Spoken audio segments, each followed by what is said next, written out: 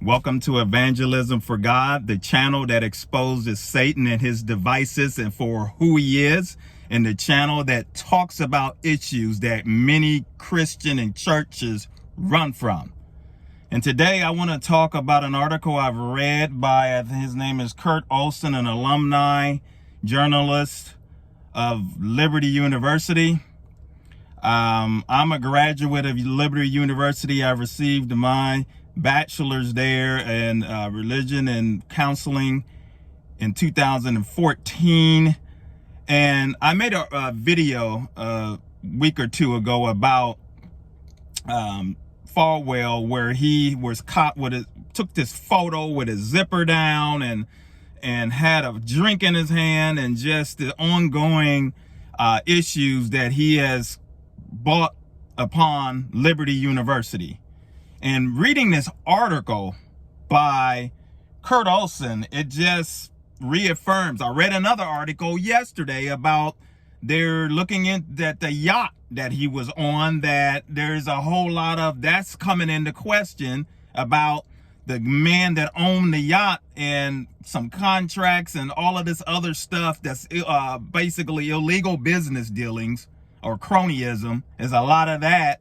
And he's come under scrutiny once again. So reading this article today, this is a scathing article, and I want to share it with you guys because I want to give my opinion on this once again. And I know I may, and I'm not trying to kick Jerry Falwell Jr. why he's down, because that's not what it's about. I'm a Christian. I'm a minister of the gospel. I speak boldly and I tell the truth and what God lays upon my heart.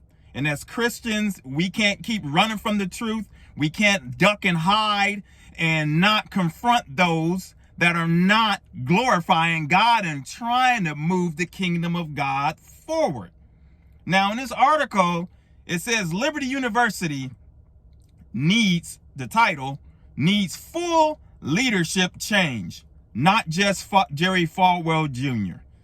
And what Kurt Olson, was writing in this article, he was talking about the ongoing issues where the trustees should have reined in Jerry Falwell Jr. long ago.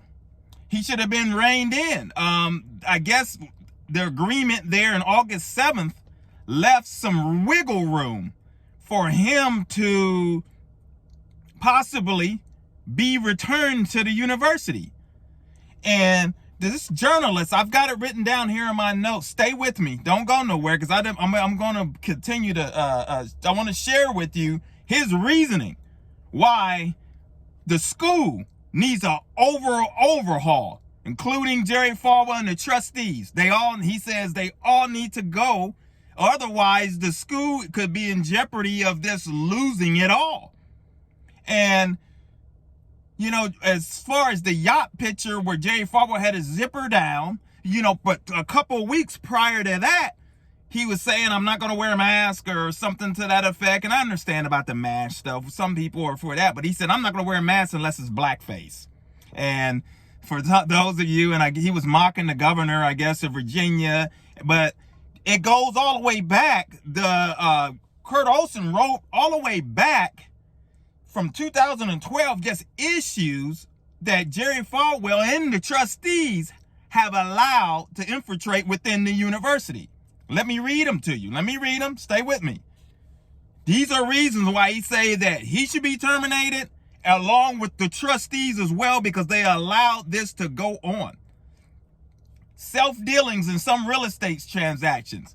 That's huge, because it's been confirmed by well-renowned journalists that documented the cronyism and all of the real estate transactions that has happened there on the university since Jerry Falwell Jr. has been in place. Self-dealings on some of the construction projects to benefit friends is another. He pointed harming the reputation of the university through other incidents, displaying a lack of justice and mercy with many in the Liberty University family, having a faculty member with muddied position on homosexuality, and neglecting his spiritual role for the university. And he also went on to talk about, and I remember hearing this back when I was in school, possibly about it was a professor or something about her parking, about how the faculty members or something were forced. It was something with that. I can't remember right off. Some of you that follow Liberty, you may know what I'm talking about. But a culture of fear was felt by faculty members and the students. And this goes back to 2012. And this is not of God. How can a Christian university operate in this way? And I see why this journalist that's a graduate of Liberty University has come out with this scathing report on the university that this culture, it needs an overhaul. These trustees are in just as, guilty as far as Falwell Jr. is. And that's not good, because I'm going to tell you something, that the university, because when God lifts us up and elevate us, it says pride goes before a fall. And it doesn't matter what I was telling an old friend, a co-worker, we were talking about Walmart. I said, anybody can fail. Look at the big corporations that have failed, the companies that have failed over the years, Sears. You got companies that's been around for years, decades, and they've collapsed. Anybody's capable. But pride goes before a fall. And God will pull the rug out from underneath Liberty University. And I'm going to close this with an example, a real life example of how poor leadership can collapse a university and take it under. I went to Cincinnati. I live here in Ohio. I went to Cincinnati Christian University for my master's. Last year, the president, coming to find out, the president had abused the funds of the university. Somehow the trustees did not keep up with this thing. And he put the university millions and millions behind. They lost their accreditation. He tried to bring in sports teams, not to try to mask everything. And all of these students that come in, not knowing that the accreditation was on the ropes of being gone, and that the university was in jeopardy of closing. And don't you know, the university closed. After 100 and something years, that university has been in Cincinnati. And the poor leadership caused that university, where I went for my master's, to go under. So Liberty University, their enrollment is down. Students are leaving because they thought that, when I love Liberty University, it was a great university. I got a great education. But it's sad that if you plan on sending your child, or you want to go to a Christian university, and then people get there and you find out that it's operating like a worldly environment or worse. So Christians are not supposed to operate that way. Liberty University is in jeopardy of collapsing. And right now we need to pray for the university, because it's a powerful fort within the community of that area and throughout the world. There's some great leaders and people that have graduated and have come through there to get an education. And I'm proud of my education at Liberty University.